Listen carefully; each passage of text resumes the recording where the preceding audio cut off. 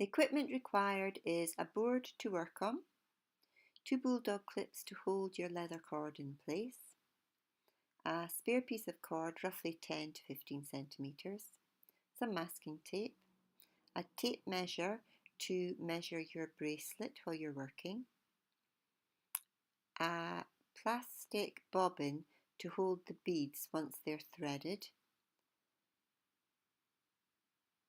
some glue to finish it off, the bracelet. I use hypo cement, a beading needle. I use a big-eyed one, but any beading needle will do. A pair of scissors that are sharp enough to cut the leather cord, and I tend to use a small pair of scissors to cut the beading thread.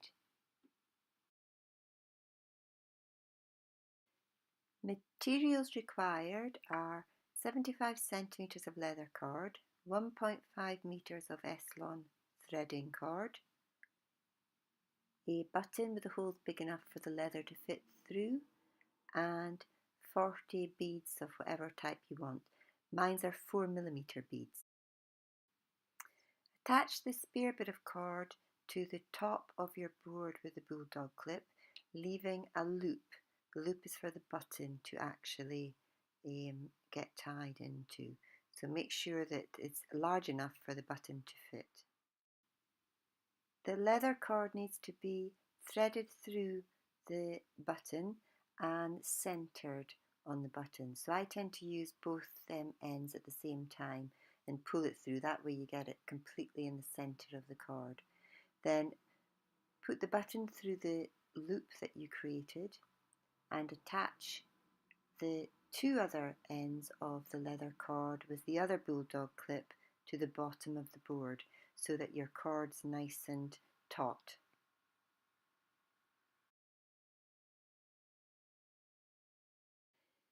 Tear a piece of the masking tape off. We are going to need it next for using with the Eslon cord. Thread the Eslon cord underneath both of the leather cords and then find the center of the Eslon cord. Once you've found the center of the Eslon cord, you can use the masking tape to hold it in place.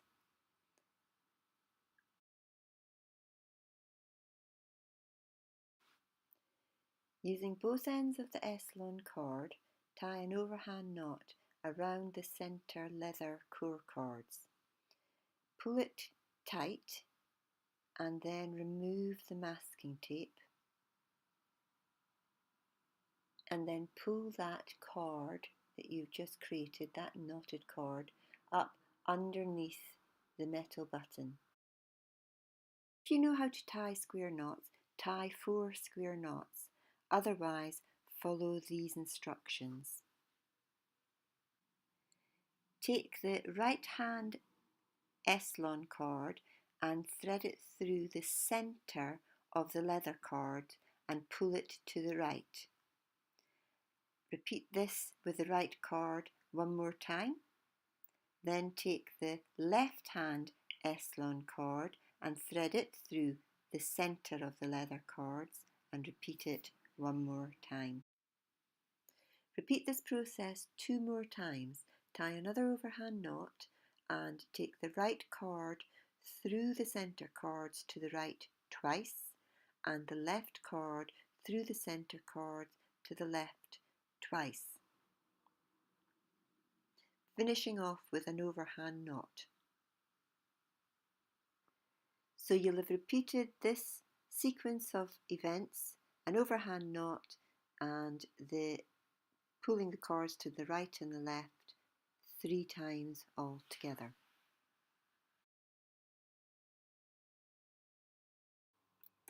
We're now ready to thread up our beads. We need a beading needle, any beading needle as long as it will fit through the hole in the centre of your beads. I'm using 4mm Swarovski pearls and mother of pearl beads here, and I've got 40 beads that I'm going to thread on. You can thread the beads in any order, whether you want them random, which is what I'm doing here, or you can put them in any particular order that you desire. I'm using 3 beads. You may have more than 3, or you may just have 1. What I would suggest is, if you're putting them in order, that you put them into groups. For example, with my 3 types of beads here, I could have had a group of white beads, a group of purple beads, and a group of green beads. Once you've got all the beads threaded onto the threading cord, you need to remove the needle, and then you need to wind the beads onto the beading bobbin.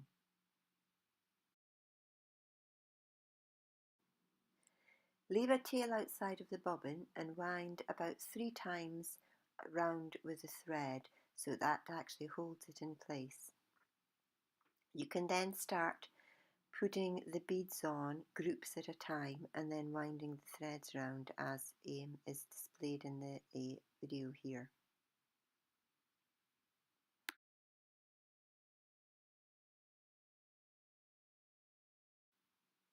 Once all the beads are wound onto the bobbin, pop the first bead out, and we're now ready to actually use this bead with our ladder stitch.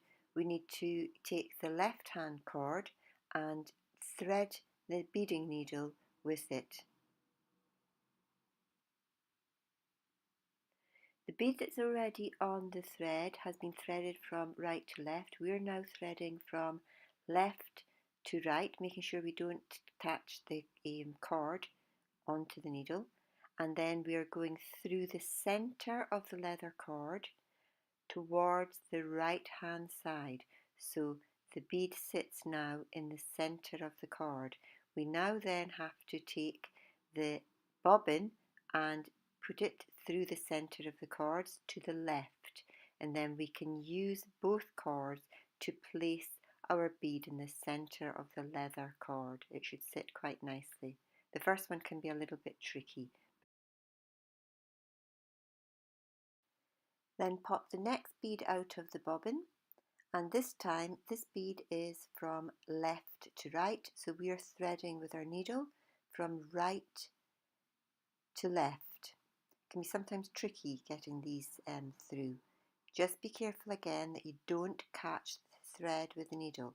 And again, through the center of the leather cords, and we pull our cord over to the left, and then again we take our bobbin and we take our bobbin through the center cords to the right this time. So our needle's always going right to left to right to left.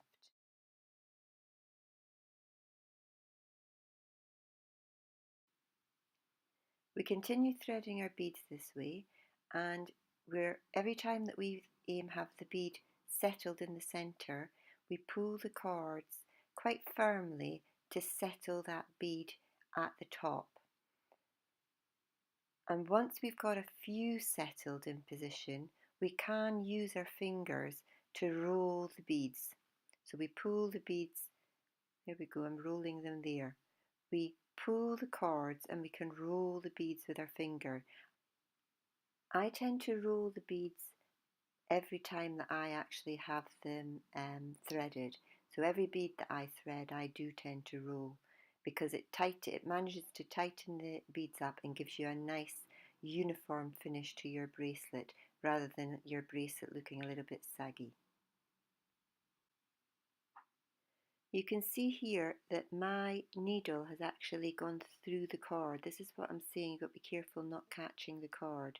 Now I very, very gently took the cord off the needle. I didn't try to pull it tight or anything, I just gently took it off, because the thing you don't want to do is split that cord. Because if you split the cord too much, you will have to re-thread all your beads and start again. Continue with nice even stitches, constantly rolling your beads. When you've got a few beads left, about 6 probably, measure your bracelet. I'm looking for a 15.5 finish here, and I think we're at 14.5. The measurement we're looking for is from just under the button to where the first knot starts. So the end of the bracelet is where the knot will be. So that's the 15.5 measurement that I'm looking for.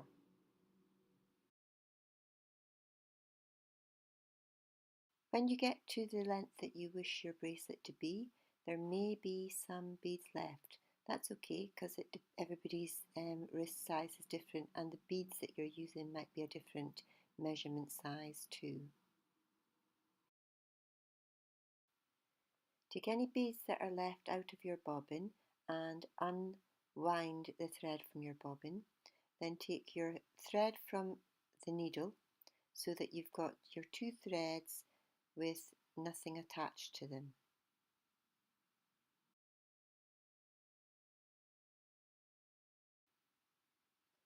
We're going to repeat the knotting that we did at the top. We're going to create an overhand knot, exactly the same as we did before. So one overhand knot, and then we take our right hand cord and we're going to put it through the center of the two leather cords twice.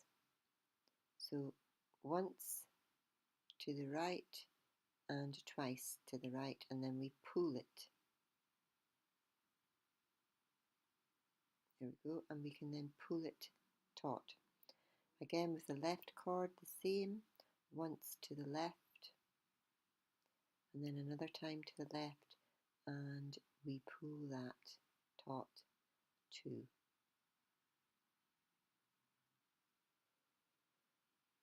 Once we've got those two steps done again, we then create another overhand knot and we run our fingers up and down our bead just to roll them out nice and evenly.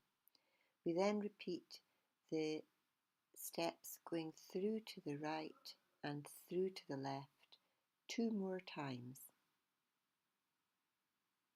So a quick recap, we do an overhand knot and then we do our threading to the right twice, our threading to the left twice, and then another overhand knot and then the threading again to the right and again to the left, and then a third time we do an overhand knot, thread to the right and thread to the left, and we finish it with an overhand knot.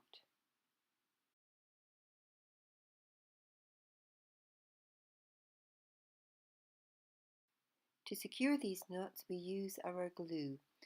I use the Hypo Cement, which is a jewellery glue, and it's got a very fine needle which allows the glue to come out, so you can actually get very specific where you want the glue to go. So I spread the glue all over the thread that's got the knots on it, on both sides of the thread. So I do it on the front and then I'm going to flip it over and I put the glue on the back too. Leave it for 5 minutes or so just for the glue to get tacky. Doesn't have to be completely dry, but certainly you don't want it very, very sticky. Then snip the thread as close as you can get. With the 2 strands of leather, we're now going to put an overhand knot and we're going to pull that knot up so that it covers over the thread. Once you've got the knot into position and you're happy with it, you can then tighten the knot, but don't tighten the knot until you're really happy that it's in the position that you want it to be.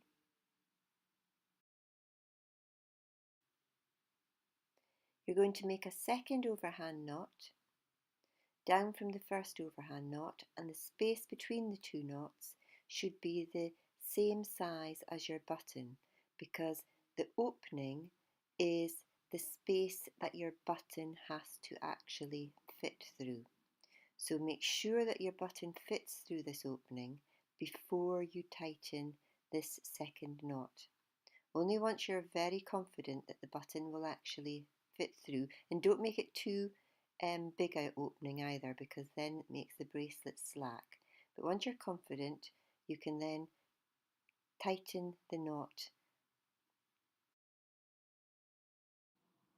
I tend to pull the cords one at a time to ensure that the knot can be as tight as I can make it.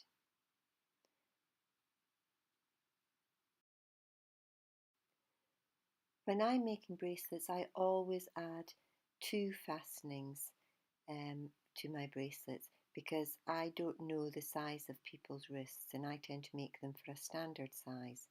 And if you have the 2 openings, it means that people can wear the bracelet as tight as they want it to be or quite slack. Even the bracelets I make for myself, I sometimes have the 2 openings as well.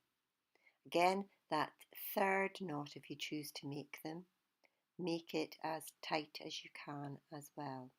And once you're happy with that, you can then cut the excess leather cord off and your bracelet is finished. I tend to leave about 1.5 centimetres for the fastening at the end.